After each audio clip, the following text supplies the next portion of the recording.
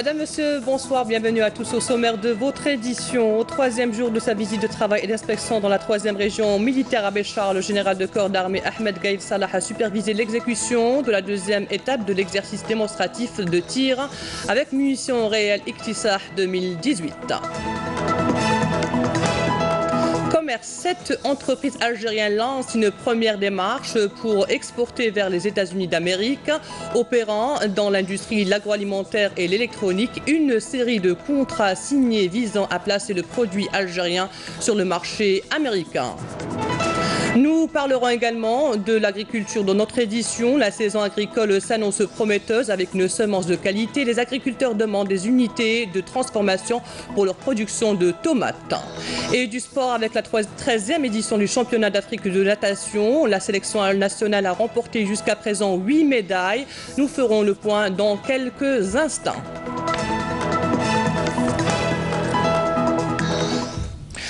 Tout d'abord, le ministre des Affaires étrangères Abdelkader Sahel prendra part demain jeudi à Accra en sa qualité de représentant du président de la République Abdelaziz Bouteflika aux obsèques de l'ancien secrétaire général de l'Organisation des Nations Unies, Kofi Annan. Kofi Annan, première personnalité d'Afrique subsaharienne à avoir dirigé l'instance internationale et lauréat du prix Nobel de la paix en 2001, est décédé à l'âge de 80 ans le 18 août dernier. Au 3e jour de sa visite de travail et d'inspection dans la 3e région militaire à Béchar, le général de corps d'armée Ahmed Gaïd Salah, vice-ministre de la Défense nationale, chef d'état-major de l'armée nationale populaire, a supervisé l'exécution de la 2e étape de l'exercice démonstratif de tir avec munitions réelles Iqtisah 2018 au niveau du secteur opérationnel centre Borj Al-Aqid Lotfi. Salam Kasser. À l'entame et en compagnie du général-major Saïd Chengreha, commandant de la 3e région militaire, le général de corps d'armée a suivi un exposé donné par le commandant du secteur opérationnel, directeur de l'exercice, portant essentiellement sur les différentes actions de combat à exécuter par des unités terrestres et aériennes.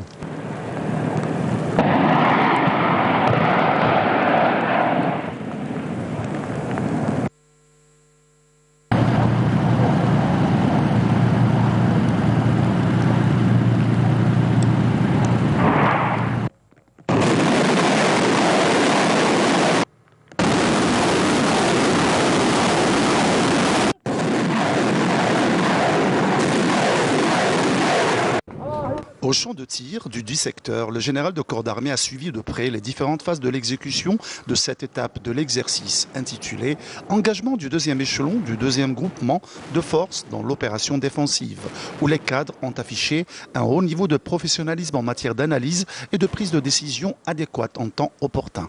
Quant aux questions tactiques relatives à l'exploitation des moyens de haute précision ainsi que la bonne maîtrise de ces moyens et équipements par l'ensemble des éléments.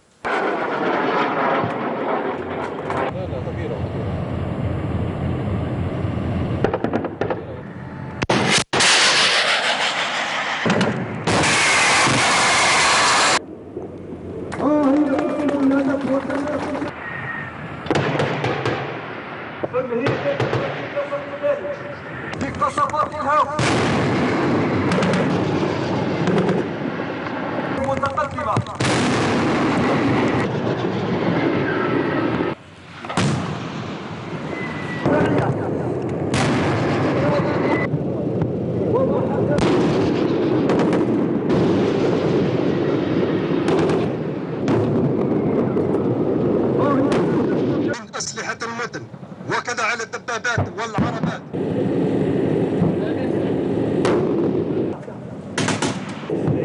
ها هنا كما تشاهد على يسار المنصة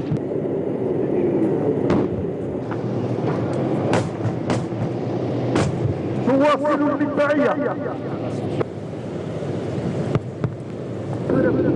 الذين أقسموا بأن يكونوا خدام على يمين تواصل المدفعية.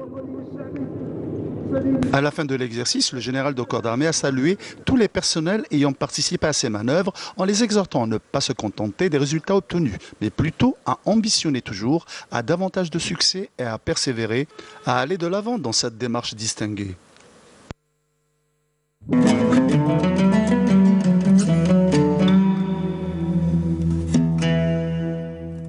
بسم الله الرحمن الرحيم إن الصلاة كانت على المؤمنين كتابا موقوتا صدق الله العظيم.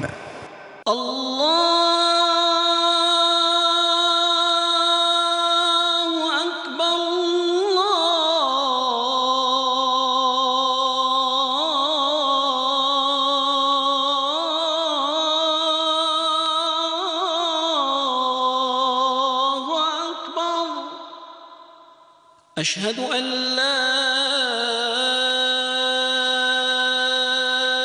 إله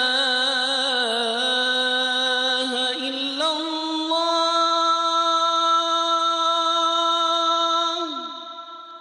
أشهد أن لا إله إلا الله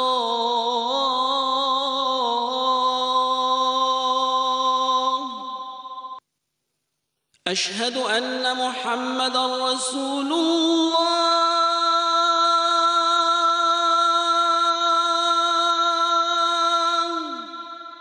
أشهد أن محمدًا رسول الله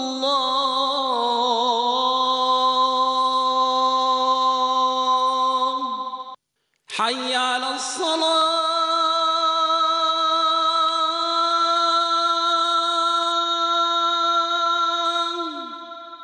حي على الصلاة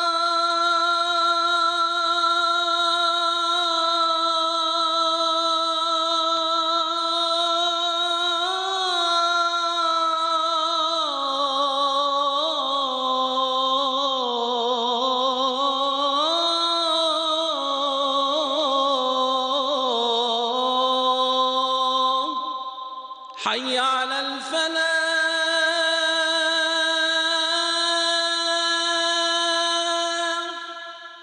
حي على الفلاح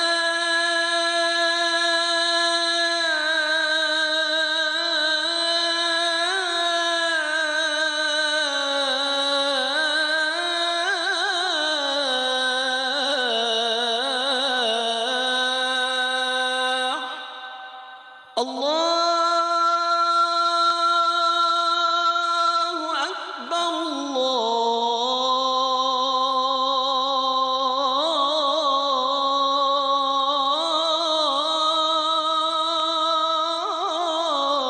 الله أكبر لا إله إلا الله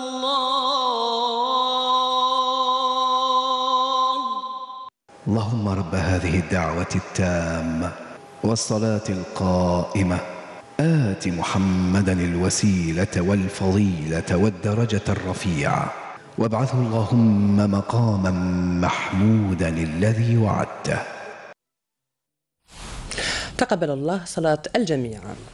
Place au commerce à Washington DC en marge de la semaine de l'Algérie qui se tient aux États-Unis d'Amérique. 7 entreprises algériennes lancent une première démarche pour exporter vers les États-Unis dans l'industrie, l'agroalimentaire et l'électronique. L'entreprise privée algérienne Saterex, propriétaire de la marque Iris, a signé un contrat avec l'américain KVS Import Solutions pour commercialiser des smartphones aux États-Unis. Voici les détails avec Naïma Chekchak.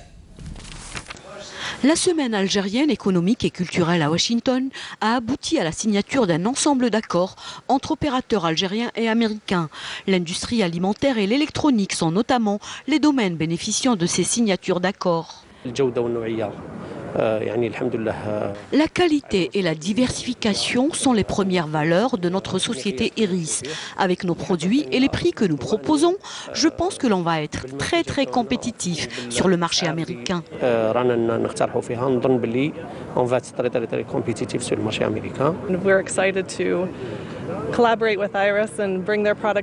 Nous sommes très contents de collaborer avec Iris qui a apporté des réponses à nos questions. Nous nous sommes mis au fait de sa production en Algérie et nous sommes très impressionnés par la technologie moderne que sa société adopte pour ses produits.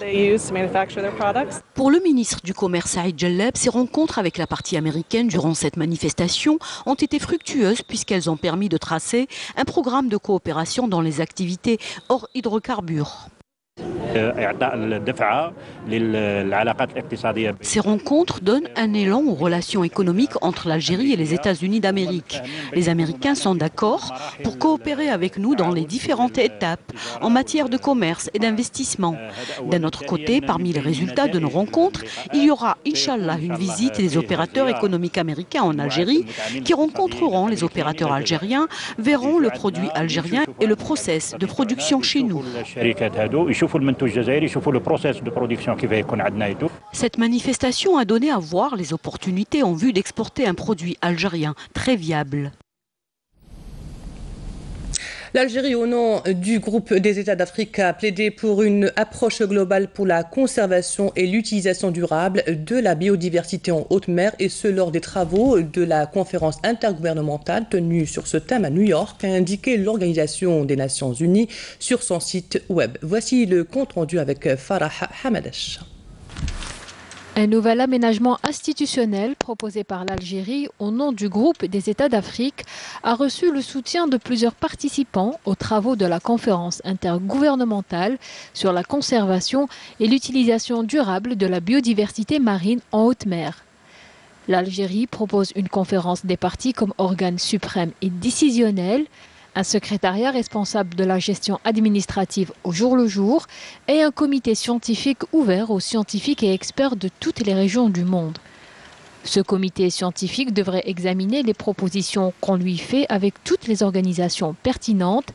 Ainsi, en dehors des États parties, les organisations compétentes pourraient également être autorisées à faire des propositions pour la création des aires marines protégées. Par ailleurs, les pays africains représentés par l'Algérie ont plaidé pour que le nouveau traité établisse des normes et des exigences minimales pour les études d'impact, soit des seuils en vertu desquels les études d'impact deviendraient obligatoires, comme l'a fait le Brésil. Cette conférence, qui se déroule jusqu'au 17 septembre à New York, doit compléter le régime existant fixé par la Convention des Nations Unies sur le droit de la mer.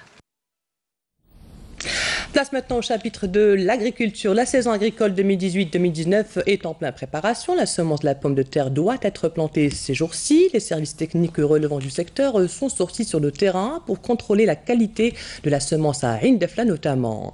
Une forte production de la tomate est également attendue dans la wilaya, et pour éviter les pertes, les agriculteurs appellent à la création d'une unité de transformation. Hasna Zoubiri.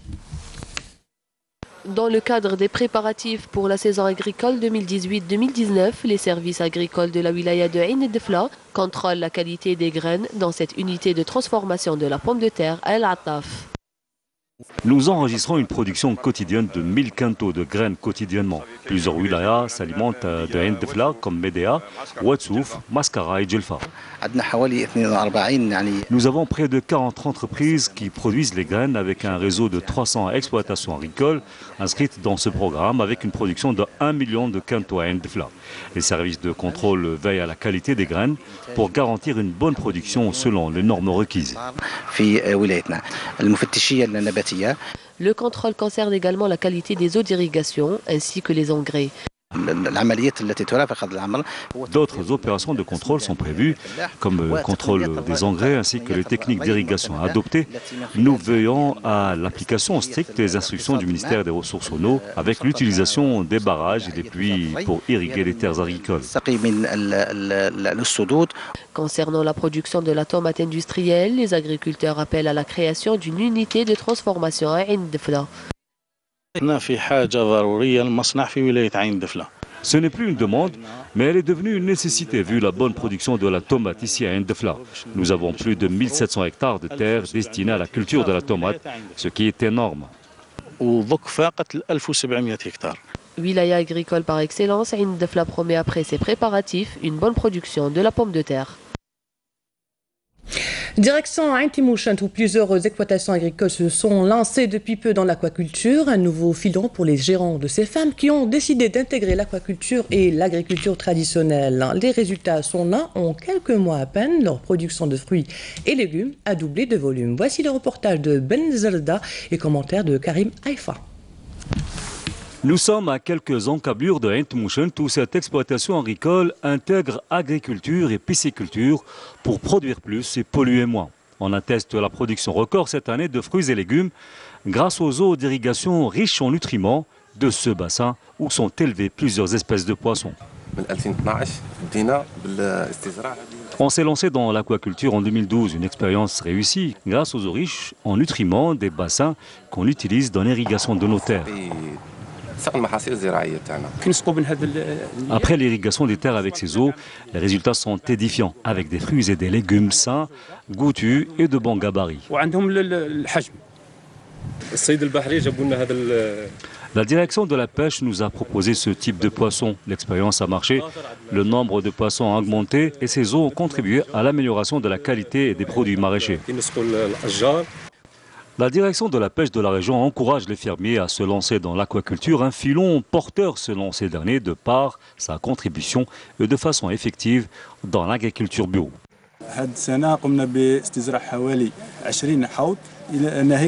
Nous avons installé près de 20 bassins cette année, sans oublier une multitude de bassins qu'on a installés ces dernières années. Tout cela entre dans le cadre du travail que nous faisons au quotidien auprès des agriculteurs pour les sensibiliser aux bienfaits de l'aquaculture. Force est de constater que l'aquaculture est devenue une alternative à saisir pour produire plus tout en polluant moins.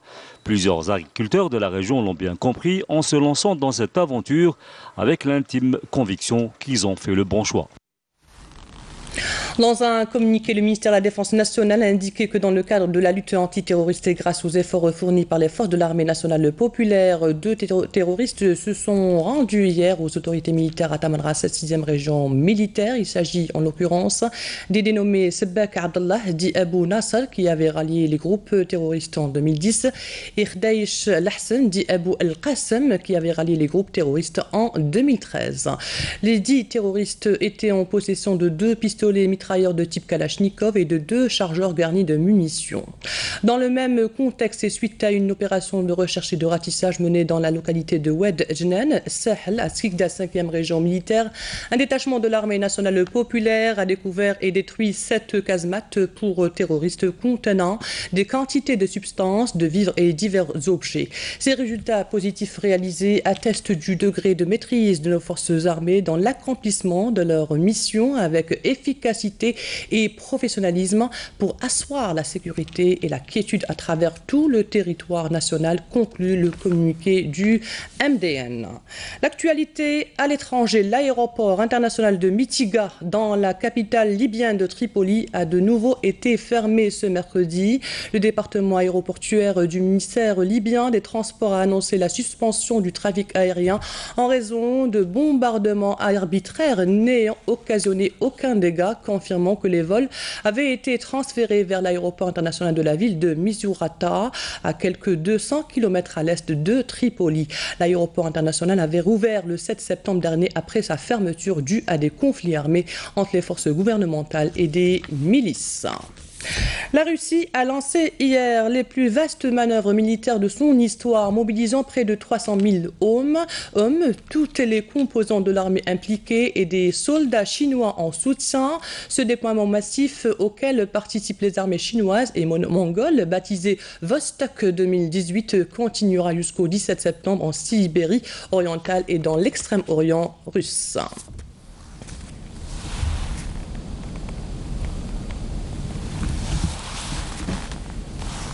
Aux États-Unis d'Amérique, plus d'1 million d'Américains devaient être évacués sur la côte est menacée par l'ouragan Florence qui s'est renforcé avec des vents atteignant les 220 km/h. L'ouragan Florence qui devrait atteindre le continent en fin de semaine a atteint la catégorie 4 sur l'échelle de Saffir-Simpson qui en compte 5. La Caroline du Nord, la Caroline du Sud et l'État de Virginie ont déclaré l'état d'urgence. Le climat atmosphérique a fait grimper quelque peu les cours du pétrole. Il montait légèrement ce mercredi en cours d'échange européen, le baril de Brent approchant les $80 avant les données hebdomadaires sur les stocks américains. Dans l'après-midi, le baril de Brent de la mer du Nord pour livraison novembre valait $79,45 sur l'intercontinental exchange de Londres, en hausse de 41 cents par rapport à la clôture d'hier mardi. Retour au pays et nous avons appris le décès du cheikh du patrimoine d'Ahlil, Moulay Sdiq Slimane, appelé communément Moulay Timi. Il est décédé hier mardi à l'âge de 75 ans à l'hôpital de la wilaya déléguée de Timimoun. Le défunt est connu pour ses importantes contributions à la collecte et l'archivage du patrimoine oral d'Ahlil de la région Gourara, classé patrimoine universel par l'UNESCO. Considéré comme une des personnalités symboliques de l'art d'Ahlil, le défunt Moulay Sdiq Slimane fut un compagnon du défunt chercheur et auteur Moulad Mamri lors de son séjour durant les années 1960 dans le Gourara en mission de collecte du legs ancestral d'Ahlil depuis ses sources vivantes. Moulay Sdiq Slimane a été plusieurs fois honoré par le commissariat du festival d'Ahlil en reconnaissance à ses contributions dans la mise en valeur et la conservation de ce patrimoine lyrique universel. Inna lillahi wa inna ilayhi raji'un. Et puis cette triste nouvelle également, nous avons également appris aujourd'hui le décès du chanteur Rachid Taha. Il est mort à l'âge de 59 ans d'une crise cardiaque à Paris dans la nuit de mardi à mercredi, a annoncé sa famille. Rachid Taha, né le 18 septembre 1958 à Siga, près d'Oran, était une des personnalités fortes et attachantes de la scène rock hexagonale dès ses débuts en 1981. En France, Taha se fit le porte-drapeau de la communauté d'origine maghrébine de seconde génération. Rachid Taha, qui a grandi avec le punk et le rock, ne cessa par la suite d'y rester fidèle tout en y infusant de la musique orientale. Il a connu également quelques années plus tôt un franc succès avec l'album Diwan, sorti en 1998 et qui contient des chansons shabi et sur lequel figure le tube Yarra Yaha, une reprise du célèbre chanteur shabi d'Ahmed Al-Harashi. Au cours de cette année, il avait joué dans la salle de concert parisienne de Bercy avec les chanteurs Khaled et Faudel pour le spectacle 1, 2, 3 Soleil. Rachid Taha s'apprêtait à sortir un nouvel album. Inna lillahi wa inna ilayhi raji'un. Place au sport avec la 13e édition du championnat d'Afrique de natation. L'Algérie porte son palmarès à 9 médailles en or, une en argent et 4 en bronze. Aujourd'hui, c'est le 3e jour des compétitions et pour faire le point, nous retrouvons en direct notre journaliste Mokhtar Hamani depuis la piscine olympique du complexe olympique Mohamed Boudiaf. Mokhtar, bonsoir. La sélection algérienne a-t-elle remporté aujourd'hui de nouvelles médailles ? Ah bah oui, une belle médaille, bonsoir donc pour cette 3e journée, une très belle médaille d'or même, l'œuvre de Riyad Bouhamidi dans la finale du 200 mètres 2 qui a surpris ses aînés les plus grands par rapport à son âge. Lui qui est né en 2002, il a gagné la course en 2 minutes 5 secondes et 13 centièmes, c'est la seule médaille d'or de la journée. Il y a eu une médaille de bronze de Souad Charouati dans le 400 mètres nage libre et dernièrement sur le relais féminin, le 4 fois 100 mètres dames, une médaille de bronze, donc une médaille d'or et 2 médailles de bronze pour cette journée. Nous avons la chance qu'il soit parmi nous, Riyad Bouhamidi, bravo, Mborok Alik, on attendait les autres et finalement vous les avez surpris, vous êtes le plus jeune de la finale, bravo encore une fois. Qu'est-ce que vous ressentez quand vous offrez l'or à l'Algérie? C'est une fierté pour moi et pour tous mes coéquipiers. Alhamdoulilah, on a encore et on essaiera encore de faire monter notre drapeau jusqu'aux cieux. Oh, alhamdoulilah, voilà, vous attendiez à cette belle médaille d'or, vous vous adressez au public algérien bien évidemment, c'est bien de les regarder en face et de leur dire que je suis fier aujourd'hui de vous offrir cette belle médaille d'or. Je suis fier d'avoir représenté mon pays et j'espère encore pouvoir vous honorer, vous les Algériens qui m'ont encouragé jusqu'au dernier mètre et merci encore pour tout. Merci. Voilà, on va revoir la course et surtout, on a bien fait d'ailleurs de vous dresser un beau portrait au début de la saison dans l'émission 52 minutes chrono. Il reste d'autres médailles à gagner pour Riyad Bouhamidi. Pour ce championnat d'Afrique, c'est ma dernière course, ma première et ma dernière course, mais j'espère encore faire mes preuves, Inch'Allah, aux Jeux Olympiques jeunes en Argentine. Ou Inch'Allah, encore de nouvelles échéances, ou encore plus de succès, Inch'Allah. Voilà, plus de succès, surtout, vous venez de le dire, les Jeux Olympiques de la jeunesse dans un mois, au mois d'octobre, à Buenos Aires, en Argentine. En tout cas, une très belle médaille d'or. Et Kassaman a retenti ici. Pour la 2e fois, on est classé 3e derrière l'Égypte et l'Afrique du Sud avec 10 belles médailles, 2 en or, 1 en argent et 7 en bronze. Merci pour notre champion, merci Mortar Hamani pour toutes ces précisions. Je rappelle que vous étiez en direct depuis la piscine Saint-Juillet du complexe olympique Mohamed Boudiaf à Alger, où se déroule la 13e édition du championnat d'Afrique de natation. Et voici maintenant le rappel des titres. Au troisième jour de sa visite de travail et d'inspection dans la 3e région militaire à Béchar, le général de corps d'armée Ahmed Gaïd Salah a supervisé l'exécution de la 2e étape de l'exercice démonstratif de tir avec munitions réelles, Iktisah 2018. Commerce, 7 entreprises algériennes lancent une première démarche pour exporter vers les États-Unis d'Amérique, opérant dans l'industrie, l'agroalimentaire et l'électronique, une série de contrats signés visant à placer le produit algérien sur le marché américain. Nous avons également parlé de l'agriculture. La saison agricole s'annonce prometteuse avec une semence de qualité. Les agriculteurs demandent des unités de transformation pour la production de leurs tomates. Et du sport avec la 13e édition du championnat d'Afrique de natation. La sélection nationale a remporté jusqu'à présent 9 médailles en or, en argent et en bronze. Et c'est la fin de cette édition préparée par la rédaction de Canal Algérie. Merci à vous de l'avoir suivi. L'information continue sur notre site tv.dz, sur YouTube ou sur notre page Facebook. Bonne soirée, au revoir et à dimanche prochain.